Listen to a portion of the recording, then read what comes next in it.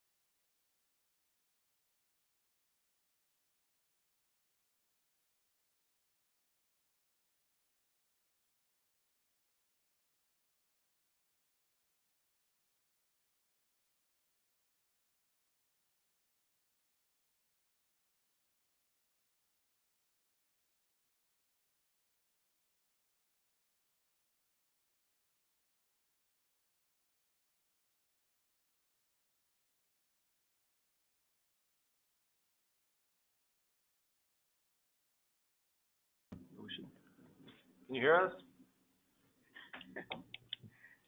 Hello? Yes, now we can. Oh, Well, well. you've been muted for an extended period of time. My apologies, I thought the unmuting on the computer would do it. 7 minutes, that's okay. So where we're at now is we had gone through Aztec, Bloomfield, and Farmington's updates. Going back to agenda item, would have been item number 3, the tip amendment. That was removed from the agenda. Apparently, Peter and the city of Farmington are still working out the details of that amendment, so it was not anything we acted on today. So we are at Andrew from Red Apple Transit. Are there any updates you'd like to add?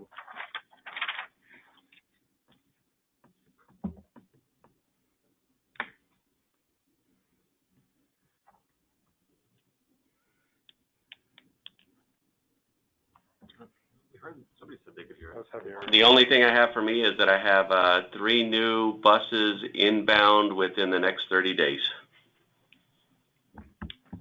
All right. Dan for the town of Kirtland. Hello, can you hear me? Sir. Okay, yeah, both projects are just on hold, waiting for the town of Kirtland to authorize us to bid them. Great. For San Juan County, East Pinion Hills Boulevard, Phase 3, waiting on 2 agreements from DOT, one for design and one for right-of-way. The right-of-way one, I believe they're still waiting on FHWA funds because that's a congressional earmark for the $1.25 million in right-of-way. Kirtland Schools Walk Path Extension, we did our substantial completion walkthrough yesterday, working on a punch list and should have that one done on schedule in early September. The next 2 projects, F100 360 and 370, we've awarded a design contract to TY Lin, their office in Albuquerque. That just happened, so project design will start. 6100 pavement rehab, that project's complete, waiting to pay final invoices, and we will get that closed out. The DOT as a TPF project. And the Lower Animas Valley River Trail, we do have an executed agreement with the New Mexico Economic Development Department for, in total, it's a $500,000 project, matching split from the county, city of Farmington, and the city of Aztec. So that consulting agreement's actually out to bid. I think it's next week. I have a pre-proposal meeting, so hopefully it'll get some interest. And that's it from the county. Javier, NMDOT.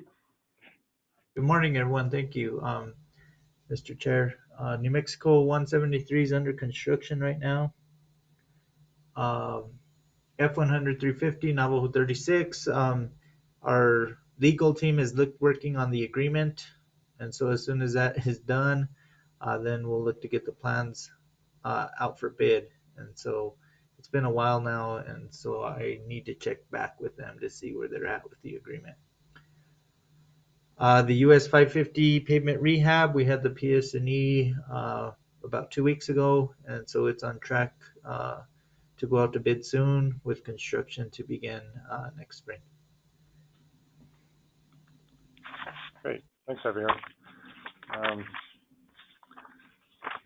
Any questions, comments on any of those updates before we move on? All right, hearing none. Item number 5, New Mexico 173 safety discussion. So I asked Peter to put this on the agenda. I think some folks in this group may recall, it was probably 3 or 4 years ago. It was when David Quintana was NMDOT's MPO liaison from District 5. He had been contacted by a number of residents that live in Navajo Dam, which routinely use New Mexico 173 as their route to Aztec, about ongoing safety concerns on 173 over its entire length. He had encouraged them to come to a tech committee meeting, which was actually here in Bloomfield. I believe it was 2008 or 2018, 2019. And there was a large crowd that showed up. I want to say it was maybe as many as 40 people. We had a somewhat lengthy discussion. Well, anyway, 2 weeks ago, I was invited to a meeting, presumably organized by the same folks that were here, but they had a fairly powerful audience. In attendance was Paul Brasher, as you know, is our district engineer at NMDOT, Tom Taylor, District 5 Transportation Commissioner, Senator Steve Neville, there's Steve Lanier, who's a county commissioner for that district. There's myself and a number of residents as well. Again, with the same concern that New Mexico 173, it's posted, I think, at 55 miles an hour. It's unsafe, largely due to vertical curve issues and associated sight distance, no shoulder, some drainage problems, which Mr. Brasher was pretty candid in acknowledging that a substantial project was needed on New Mexico 173. Did recognize the current project that's ongoing out there at a cost of, I think it's roughly $4.5 million for a 1.5 mile project. Extrapolating that $3 million per mile cost over the entire, I think it's 13 miles is my off the cuff number. It's a $40 to $50 million project for a full rebuild of New Mexico 173. Sizable utility issues out there with old pipelines that were likely there first. I understand that road, City of Aztec mayor was also there. He was around and aware of the construction of that road, which I guess was in 1963. The City of Aztec built that. And then it sometime thereafter became a state highway. So in speaking with Paul, and I really wanted to bring you up to speed on this, Javier, was the desire to get something informational in the STIP for what would be basically a wholesale analysis and probably reconstruction project of New Mexico 173. It's my recollection that in 2018 we discussed an MPO resolution for such a project. Peter was going to look into that and see if we had done that at that time. If not, I think it's something we should probably consider now again to put in front of our policy committee. Javier, have you had any follow-up with Paul or anybody else at the district following that meeting we had a couple weeks ago? Were you aware of that? Yes, I was aware of the meeting and their concerns, in the area on New Mexico 173, and around the district, there's, we have many roadways, with this type of ADT, with this type of typical section, around there, and so we wanted to bring it, make sure that within the MPO area. There's also New Mexico 170, New Mexico 574, 371. There's a lot of roadways in the area, that don't have shoulders, that are similar to this, that, have maybe higher ADTs. And so, we just wanted to bring it out to the MPO and have that type of discussion on, is it really something we're going to prioritize, within the MPO, that roadway over some of the other ones that we have within it. And so, we kind of wanted to open it up to that type of discussion with the MPO. So I think New Mexico 173 is somewhat unique, that I think you're correct, Javier, that it probably has fairly low traffic numbers in comparison to, obviously, it's probably pretty similar to 574, but in comparison to 170 or the other major highways. I think what those elected officials were most interested in as justification for the project was the economic development opportunities which a better road might spur. Obviously, 173 provides connection to Navajo Dam and then on to Navajo State Park. Is it indeed the road that we want tourists to travel with their RVs, with their boats, as they visit those destinations? I know there's also New Mexico 511, which connects from Blanco, which is, I guess, in my opinion, a preferable route to Navajo Dam.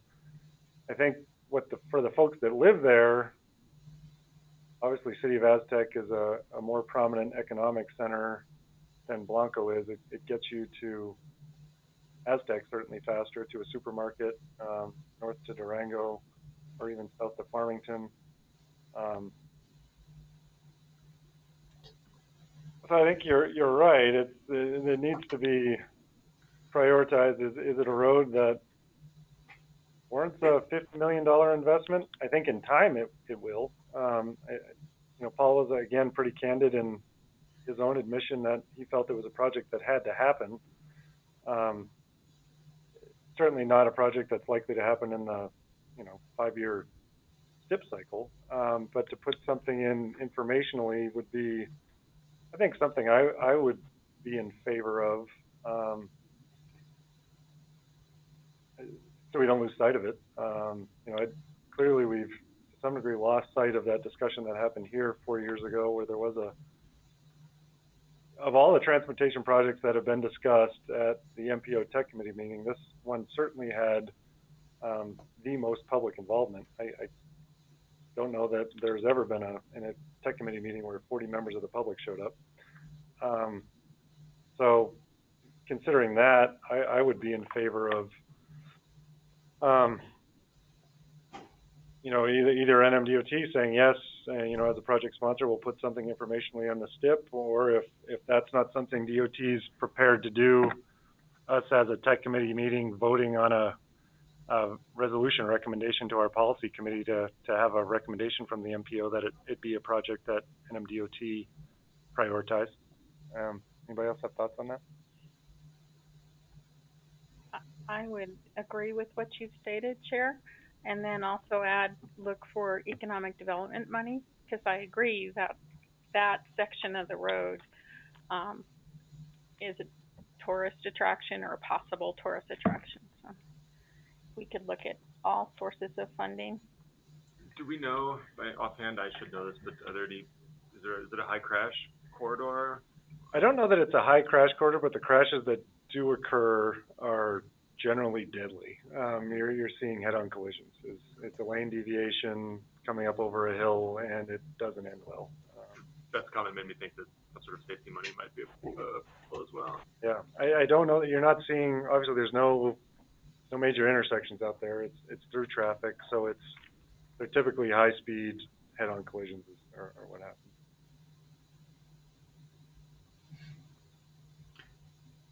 Well, if you'd like to leave it I can look back and see if we've done one. And see if there's a resolution, and we can go from there. Yeah. Because from a mechanical standpoint, putting an unfunded outer year project in is not a huge problem. Obviously, we'd need some sort of, I don't know who, I guess if DOT would take the lead if they'd be willing to. That'd be the open question. Yeah. Mr. Chair, could I just try to ask more or less a rhetorical question? Is because 173 in its current condition with some of the safety concerns currently at play, could that be a factor, or is that a factor in why it's not traveled more heavily than other routes to the dam? And I think, that would be something that's for discussion as well. I think that's a good point. Let's say I'm traveling from Albuquerque with my boat or my RV. I drive 173 once, and I may say, no way in heck I'm going that way again, or no way I'm going back again, or I learned that New Mexico 511 exists, and that's going to be my way in from now on. That's a good point, Steve.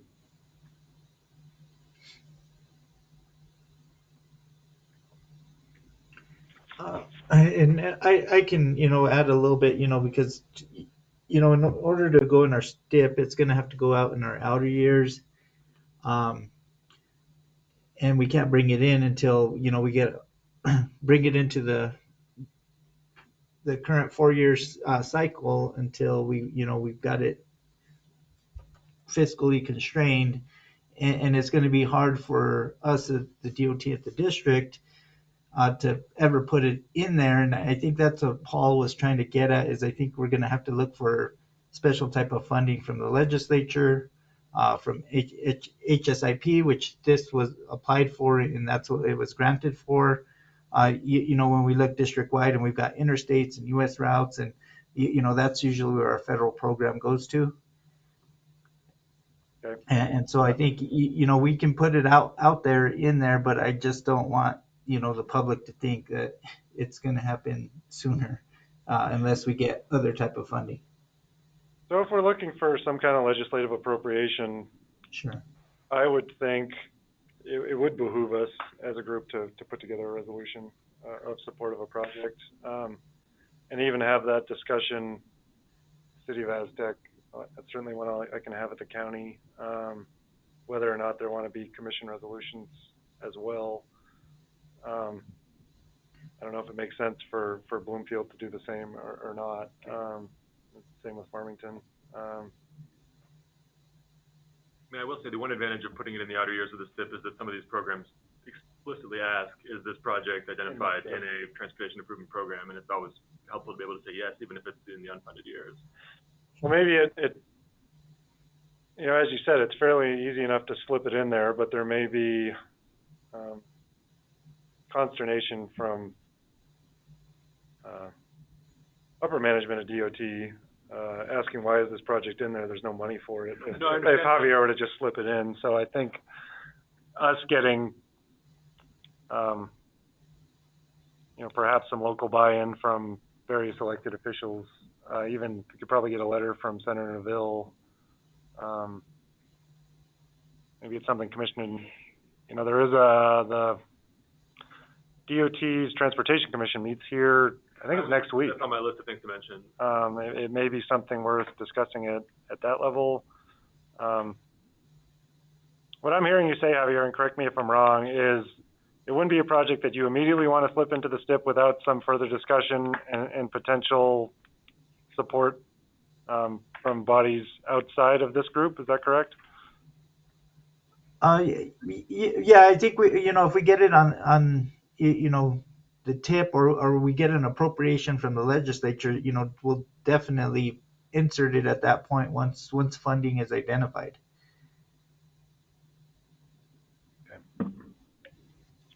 And I don't think our federal program, those are the ones that I typically stick in our outer years, are think corridors that we're looking at in the future. And so, I think without appropriation, it's sitting there may look like we're going to throw federal dollars at it. Okay. Is this all in San Juan County? It's all in San Juan County. A portion of it's within the MPO boundary, and then the remainder is in the RTPO. I have a seat on that group, though they meet at the exact same time as this one, and I never get to attend. But it's something we could do a similar RTPO resolution for. And it's neither here nor there, but at some point in the next year or so, we'll be revisiting the MPO boundaries once the census finishes doing whatever it does. So it may or may not encompass more or less of that. Yeah, I don't know. There certainly hasn't been there's no real growth that's happening. No, but it's also just part of what is the logical metropolitan area and sure. The pattern, the travel patterns and whatnot. Gotcha. Well, okay. I'll just look back and see yeah. what was done perhaps in 2018-ish, and I can report back and we can decide. Yeah, if there's not one, check the minutes, because I know we discussed one. Okay, I'll take a look. Yeah. All right, thanks everybody. Next item on the agenda are reports from NMDOT. First is planning. Ms. Gwen Denning. Great, thank you, Mr. Chair and committee. Can you hear me all right? Yeah. Well, it's good to see all of you again. So I have a few updates and sort of, I'll go out of order, but you're talking about some safety, like how do we prioritize in the department? And we have developed this network screening report tool available on our website, that's on the public website. And there's all sorts of caveats, and it's this technical analysis of historic crashes, and it's used to predict where there's the most benefit from safety improvements. I won't go too much detail before I misrepresent the tool, but it's available in our map gallery, and I put it in the chat for everybody. There's an interstate screening tool, and as well as one that looks at DOT roads, and so you can use that in your prioritization. Just came to mind. Other resources I'd like to share is with all these other federal funds coming through and new programs, there is the US DOT, they developed a navigator tool. And I've shared this in the government to government updates that I send out. So Peter should have this as well. So I left it on there as an item. So you can look to see like all these different funding options as they come through. It tries to shepherd you through the whole process. And that was something I wanted to make sure everyone was aware of. And then other funding opportunities, the Safe Streets for All notice of funding opportunity was amended. And so there, if you're looking at that, I know the areas working on the safety plan, and sort of, they're always producing more answers to the commonly asked questions.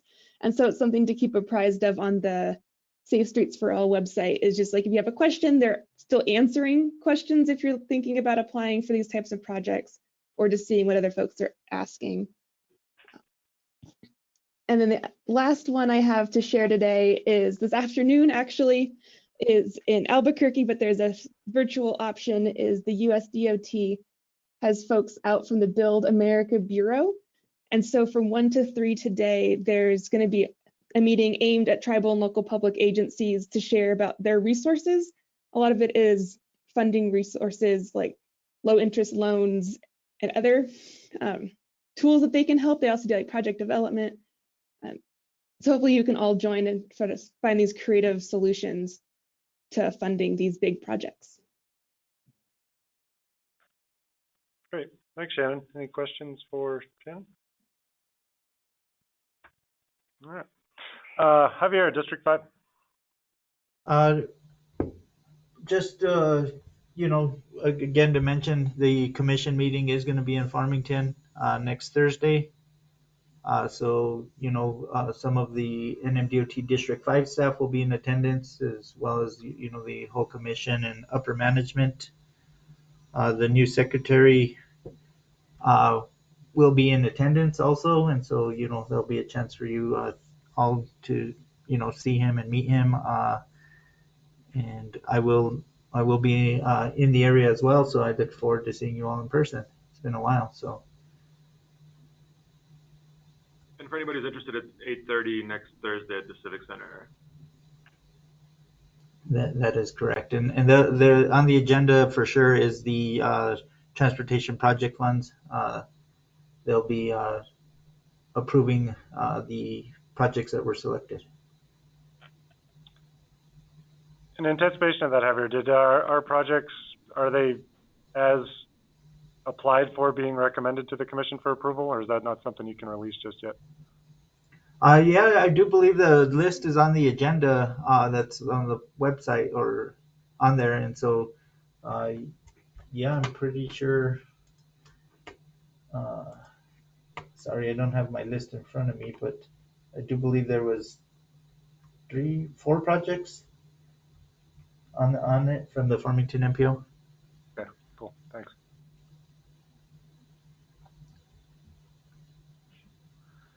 Anything else for Javier? Just very briefly, Mr. Chairman, as I mentioned to you all earlier, I had a call from a concerned citizen about US 64, in particular the question whether the DOT would be willing to consider placing slower traffic keep right signs on that corridor, as apparently slower traffic is not keeping right. Just want to put that out there. I promised the citizen that I would pass that on to the district and for your evaluation. Mr. Chair, what portion of US 64? I believe between Farmington and Bloomfield. So it sounds like it was closer to Bloomfield, but it was not exactly specific. Yeah, I think I think I did speak with that constituent regarding the signage, for it, and it's typically hard to place that type of signage where we have left turns, because people do need to be in that left turn lane to get into the left turn lane if they're in right and they're going slow. So that keep right except to pass does not apply. It's typically on areas where we don't have any turnouts or left turn bays for those left turning vehicles. So I explained that to her. Understood. Just wanted to pass that on to you. Sure. Thank you. All right. Item number 7, informational items from Mr. Keppel. Yeah, just very briefly, the consultant finished up the regional ITS architecture. It is now available online. We will be linking to it from our website. As those of you who are involved know, it's kind of the long-range plan for developing technology in the transportation system and which pieces to put together and then how to put them together over time. So that has been completed. We have kicked off work on the bicycle and pedestrian plan update. Tool Design Group is the consultant. And in particular, you may remember Aaron Sussman, who was the project manager on the long-range plan. He has switched firms and is now the project manager for this project. The tentative plan is to have him call in at the next meeting and provide a intro or overview of the project. So to be determined, but most likely he'll be calling in next month. So that's underway. So as you speak with Aaron, we had talked about this, Peter, adding like a chapter on recreation to the bike path. Yeah, they're aware of that. So there's these several somewhat organized groups that are all kind of doing their own thing. There's a number of nonprofits that are kind of developing their own recreation ideas. My thought in bringing it into this plan would be consolidating their ideas into something that's actually being conducted at the local government level, and has some local government buy-in, because frankly they've got some great ideas, but it's not easy for a nonprofit to get money unless it's straight donations. So again, that's my reasoning behind that. So we'll see if we can get some buy-in from those nonprofit folks. Yeah, having some. I mean, once the outreach work starts, it'll be helpful to have those kind of folks at the table. Yeah. Sure. Okay. Thanks. Yeah, sure. And then the other document that's close to being finished is this local road safety plan, which you were also involved in. Submitted comments on behalf of the region, and we're waiting for the final document to be produced. And the big open question, and Shannon mentioned it, is whether this document will count as the prerequisite for the safe road. I keep getting it wrong. Safe Streets and Roads for All federal grant program, which is enormous. And the first step there is to have a safety plan in place. And in theory, it should be through that program first. However, to my mind, there's no need to do two when we already did most of the work or all of the work that will be required. So I'm waiting on DOT, Federal Highways, either confirmation or not that what we have done or will have done will count towards that. That we can move straight to applying for implementation dollars instead of having to go through the planning work again.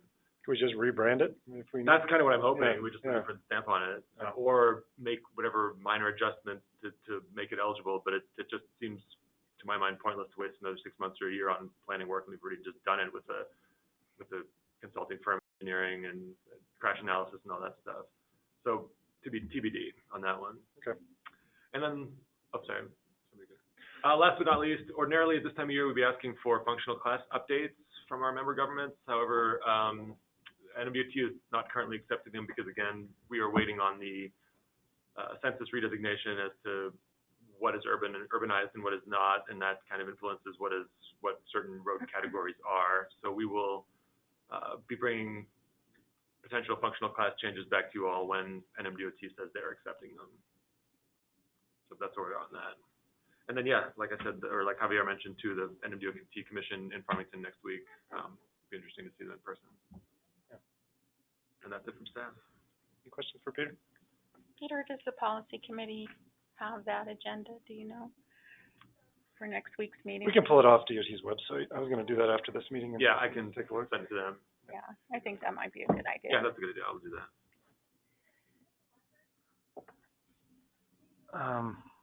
All right, item number 8, business from chairman, members, and staff. One piece of unfortunate news that I wanted to share with folks that I learned about a couple weeks ago was Mary Holton, our former MPO officer here who retired a couple years ago, passed away early this summer. So just wanted to share that unfortunate news with you folks and offer our condolences on a retirement cut short. So that's it. Anybody else? Mr. Chair, I guess one thing I wanted to ask Peter is, in your experience, or perhaps maybe this is not just for Peter, but for the rest of the group, is there any type of consideration for a sidewalk action plan regionally? The reason I had mentioned this is that City of Aztec is always looking at applying for community development block grants, and one of the prerequisites or one of the goalposts is to assess the sidewalks within your municipality, your area, and so forth, so that you would be able to qualify for X amount of funding. Talking to Evan Williams of the Northwest Mexico COG, he had inquired to see if the MPO would be ever looking to do something like that. If not, it's something that the City of Aztec would definitely want to do on our end, so that when there is these type of funding opportunities, we have some type of good plan and design so we can proceed forward. Yeah, I mean, so we started, or we have a sidewalk inventory of sorts in-house, not a plan per se, and we try to identify gaps. The problem with sidewalks is it's just so micro that, you might have one parcel on the street missing. It's something we can consider adding to this bicycle and pedestrian plan as well, given that we have a lot of GIS stuff we can give them on this. But a separate plan, I don't know, it's something we can talk about. I would certainly think a section within the bike ped plan would make sense if you're looking to point to something that say, yes, it's been considered and it's in a adopted plan by the. Yeah, I'm just not sure we can get down to the city block level, but we can certainly get to the policy level where, we support complete streets or at least certain corridors, but it's just really hard, as you know, when you walk around identifying specific parcels. I mean, yeah. But do you know what you have in mind? With respect to? Well, I mean, yeah. I mean, you're looking for like a prioritized list of sidewalk projects, or more just a kind of a general document that says the City of Aztec values complete sidewalk? I think anything would help. I don't know if it would necessarily go in depth. Obviously, to go block by block would be great, especially if there's any type of safe route school funding or anything like that. But especially on arterial right-of-ways, I think it would be crucial. There's a lot of, at least with respect to 550, I know there's a lot of gaps or there's no sidewalks, period, or even the areas that do have sidewalks, they have buckled. And so when we're looking at ADA issues and our transition plan that we had to adopt, it may be advantageous to look at how we're trying to rectify some of those safety. I'm pretty sure we have a lot of the data on the bigger facilities. It's the neighborhood level where I think we struggled, but for the arterials, and I mean, that's something that I think we can get the consultant to look at for us for this bike plan. I should keep calling it a bike plan, but it should be bicycle and pedestrian both. So yeah, I mean, keep this in mind. We can talk to Aaron next month if he calls in, and I'll talk to him before then about that as well. Speaking of City of Aztec stuff, I noticed that Mosaic Academy, who we had some conversations with, they were able to get that project done. Does anybody know how they funded that? I don't know if they rolled it into their building loan or what. Did they know what they did? Yeah, I don't want to speak specifically to their funding, but there was no funds from the City of So Aztec. they built it themselves. Okay. I'm glad to see it got done. I know they were under the gun to get it done sooner than later. And Mr. Chair, and that's part kind of what's inspiring all this is they built out some sidewalks, and yet it's on an arterial. That sidewalk's not connecting to anything else, and so when we're looking at that trail from Farmington to Aztec, it would be nice to incorporate the two. Sure. All right. Anybody else? Mr. Chair, this is Shannon Glendenning. Go ahead. Cool. I think there's all sorts of funding opportunities to support that type of planning effort for sidewalks. A recent example that might be helpful is Santa Fe MPO had a list of like top 20 sidewalk projects, and they built that into their planning documents and are leveraging that for funding. So that might be an example you want to look at. And then also other funding opportunities like transportation alternatives as an eligible activity is like that type of planning. So I'll keep thinking about it as well. Shannon, this is Beth from Farmington. I'm sorry, I didn't hear which MPO you were referring to. Oh, Santa Fe? Okay, thanks.